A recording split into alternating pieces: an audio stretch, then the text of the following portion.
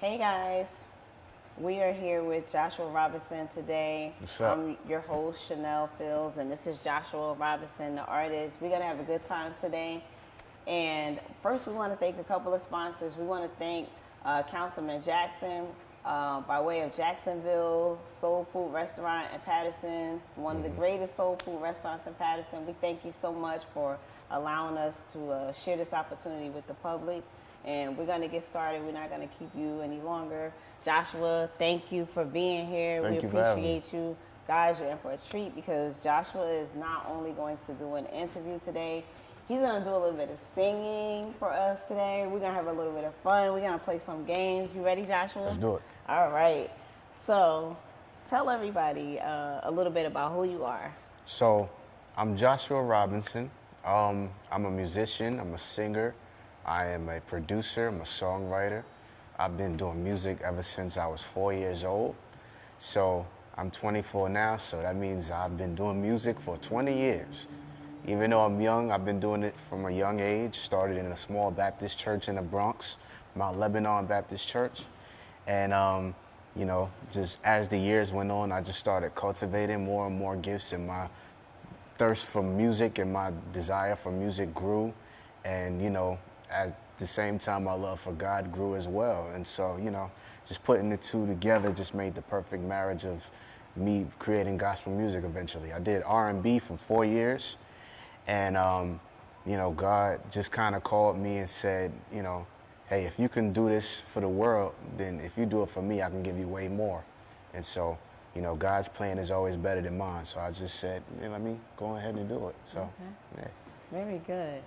So outside of music, tell us what it was like as being Joshua Robinson, the child, and evolve into a man. Give us a little background on Joshua outside of music. Well, with that, I was a preacher's kid. So, Me too. yeah, Yeah. yeah, I was a preacher's kid. So, growing up in church and stuff like that, I just kind of watched and learned as I went on.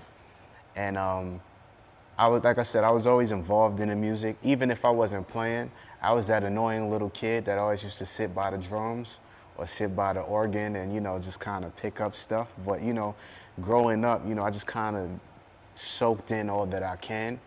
And even, car rides home, my father used to have a very extensive playlist of different music that was way ahead of my time. Mm-hmm. And so, I would listen to, Frankie Lyman and, Marvin Gaye and, Lou Armstrong at a young age. I'm talking young. So, of course, just absorbing all of that and eventually turning into, my musical DNA, along with other things, even from the gospel, like Fred Hammond, Kirk Franklin, John P. Key, Smokey Norfolk, Darwin Hobbs, having a variety of different, tastes and flavors of music. It just kind of all cultivated me. So now that I'm older and I have those influences on top of even with your more up-to-date artists and stuff like that as well, in the R&B and secular field. So, musically, that's how the evolving kind of happened. It started young, but I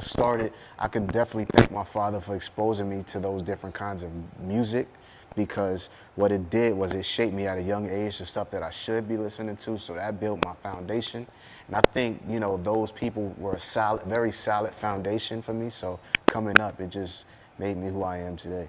Awesome. Yeah. So would you say that you chose music or that music called you? I would say that God downloaded it into me. Because honestly, it was just the one thing in my life that I was always consistent with. Mm-hmm. And the only thing that I was ever consistent with, And so from a young age, I just fell in love with it. So I can't really say one or the other. I think I was created to do music. All right. I like that. That's the best way I can answer your question. And with that said, because he said he was created to do music, Joshua is now going to sing a song for you. Okay, let's do it.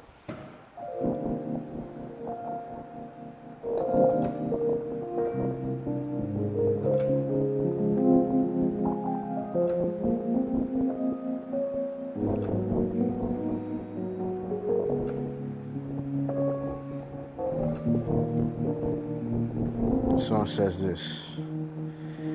Everything changes when I call you. Everything changes when I hear you. Everything changes when I call your name.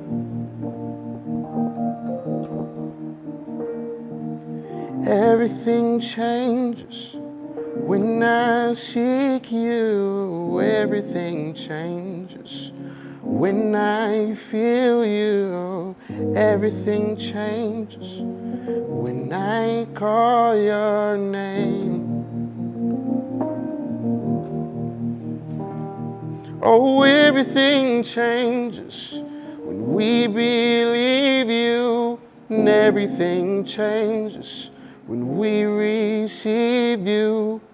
Everything changes when I call your name.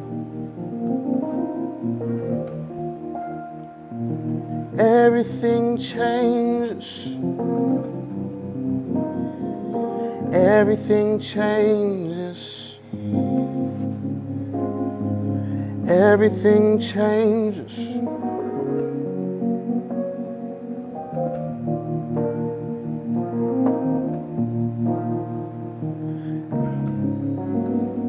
When I call on your great name, everything changes. When you call me your humble servant, my soul cries out, hallelujah. The windows of heaven open, then the Lord starts raining blessings on me. Everyone around me gets blessed. That's what He's done for me, and He'll do the same for you. Whoa, whoa. Everything changes.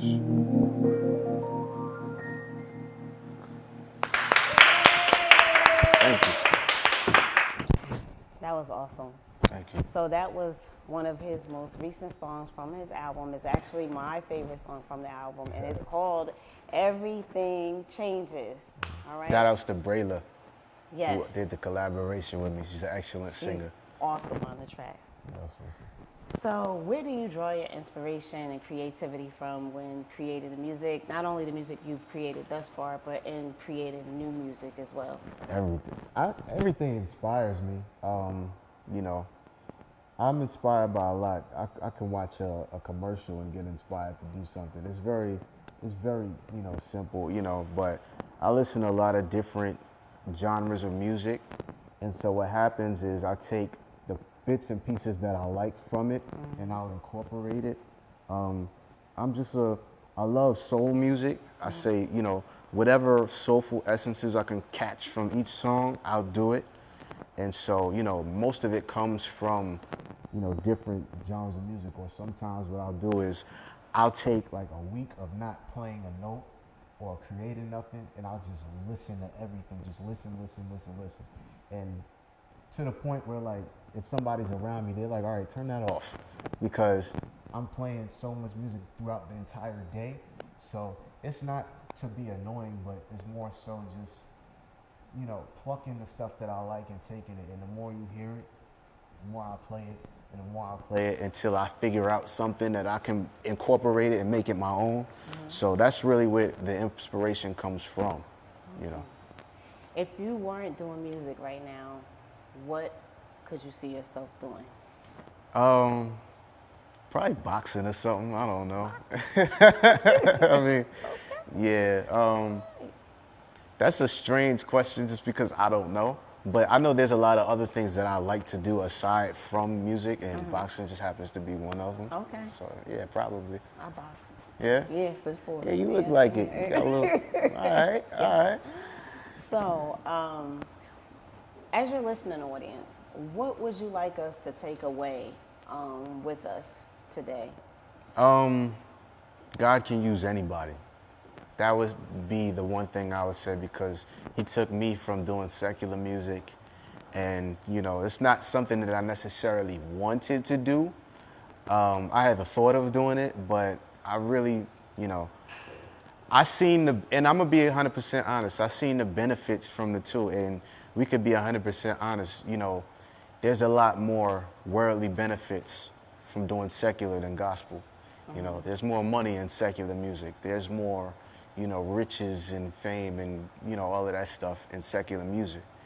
And I wanted that not necessarily for the greed, but, you know, for my future. I just want, you know, my family, you know, my future family to be settled. And if I do that, you know, I feel like, you know, the more I have, the better I'll be able to put them into. But, you know, I just believe that what God has for me will benefit me better than anything that the world can give me, you know. Amen. And so if I give that to God, I know that, you know, He'll make sure everything that I need and I desire will be taken care of way beyond what I can do, you know, so, yeah. That's so awesome. So I want to ask you, how can we, as an audience, be more supportive of you when it comes down to your music, your platform, and everything? Also, do you want to give us a plug and tell us how we can find you as well? I can give you a plug. So you can download my music on any streaming service that you use, whether it's Apple Music, Spotify, Tidal, it doesn't matter. Any one of them. You could type in Joshua Robinson. If you type in Joshua Robinson, you will see my previous secular music, but my latest project and my newfound genre, well, not newfound, but my new genre, gospel, From Darkness to His Light, that album is also on there. So you just type in Joshua Robinson, From Darkness to His Light, and you'll find it. It'll be there. What would you say would separate you from other artists? What would separate me from other artists, you know, I feel like everybody puts their personality in their music, but not everybody has the same personality. Right.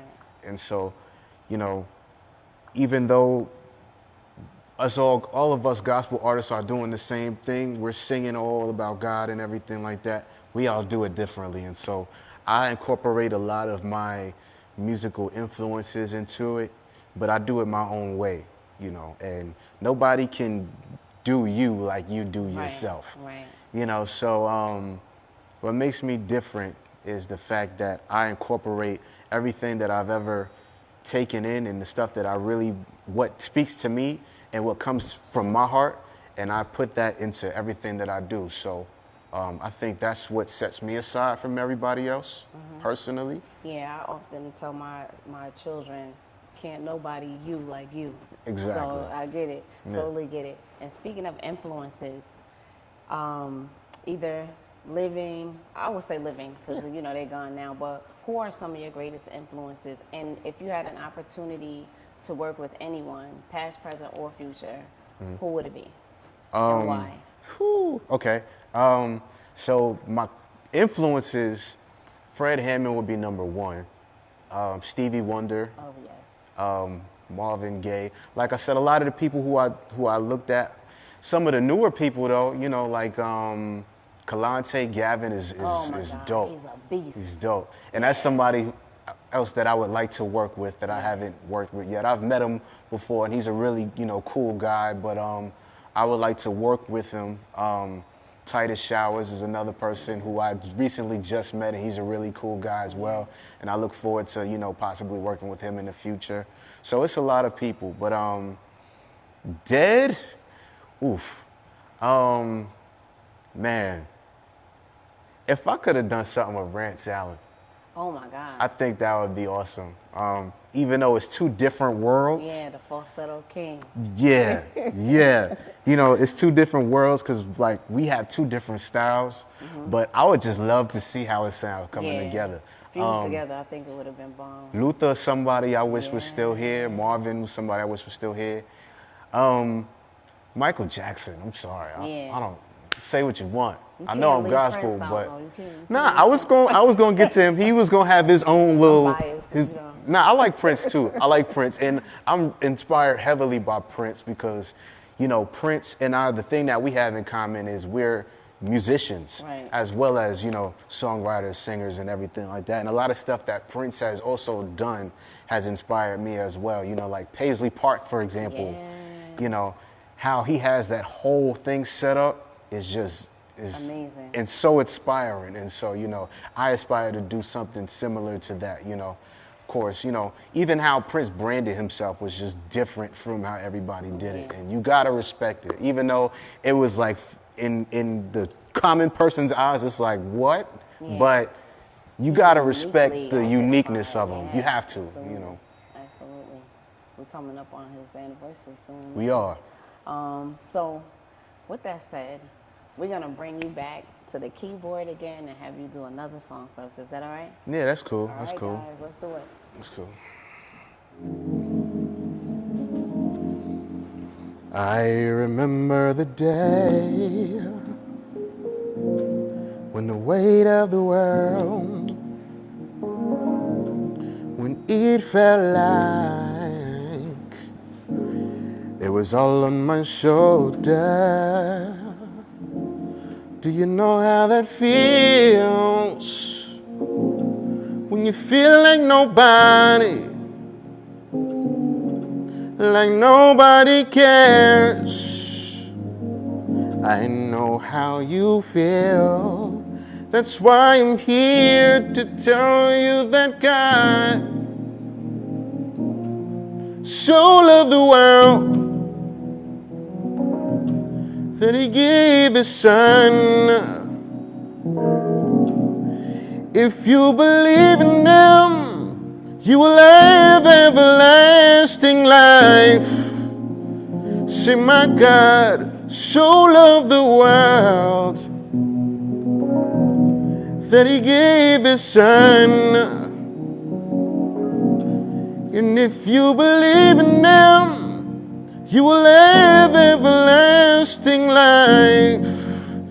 His son was not sent to condemn the world. He just wants the world to be saved through him.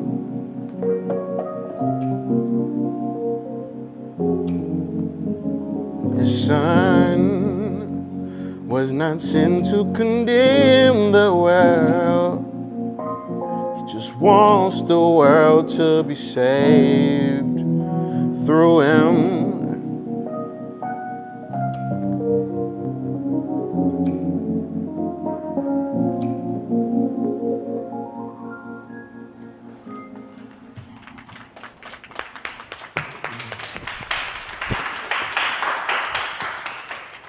Okay, we're back.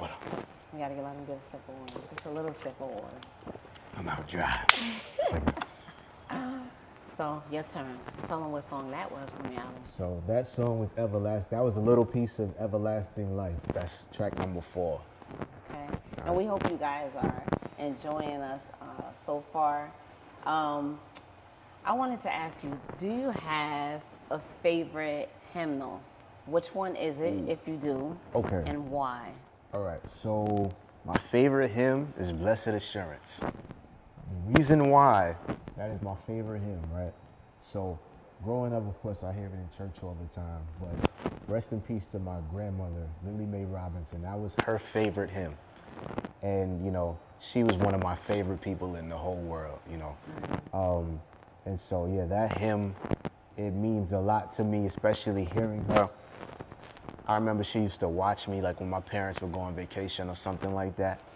And, you know, she would walk around and she would hum that song or she would sing it. And, you know, so anytime I hear that song, it kind of just, you know, brings back memories of when I used to smell her in the kitchen cooking.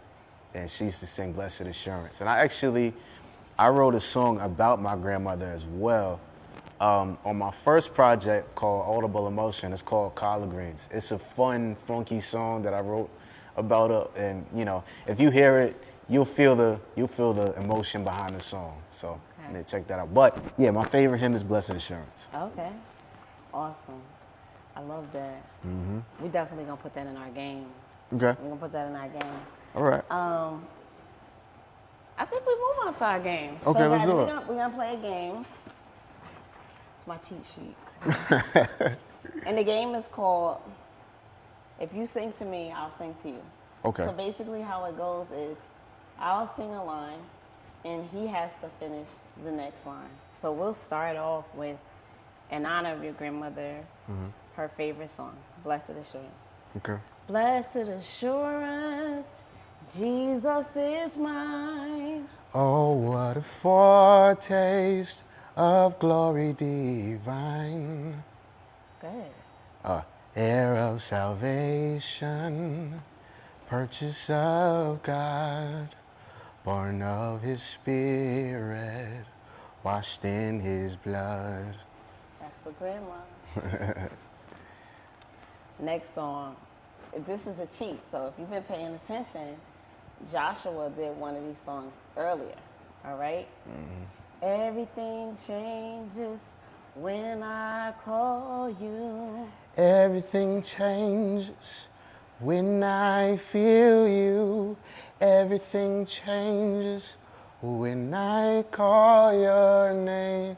And that's by Joshua Robinson. Some of you may know this one because Joshua is often not only compared to this man, he's a giant in the game as well, like Joshua, but Joshua has also had the privilege of singing with him. So this is kind of like a cheat hint to Joshua. All right, so and you guys may know this one. No weapon formed against me Shall prosper, and it won't work. I know God will do what he said he would do.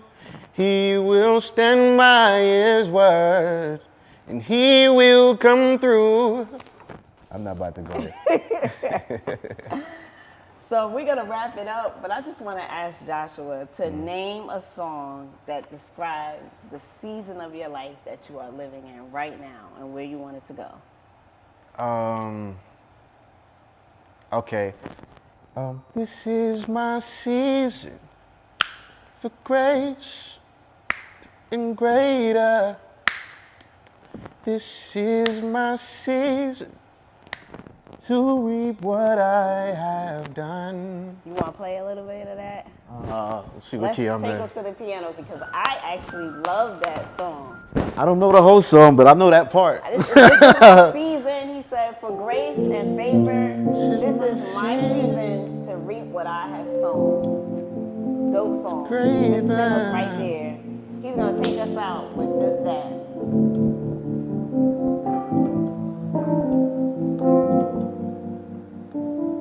This is my season for grace, for favor. This is my season to reap what I have sown. This is my season for grace, for favor. This is my season to reap what I have sown.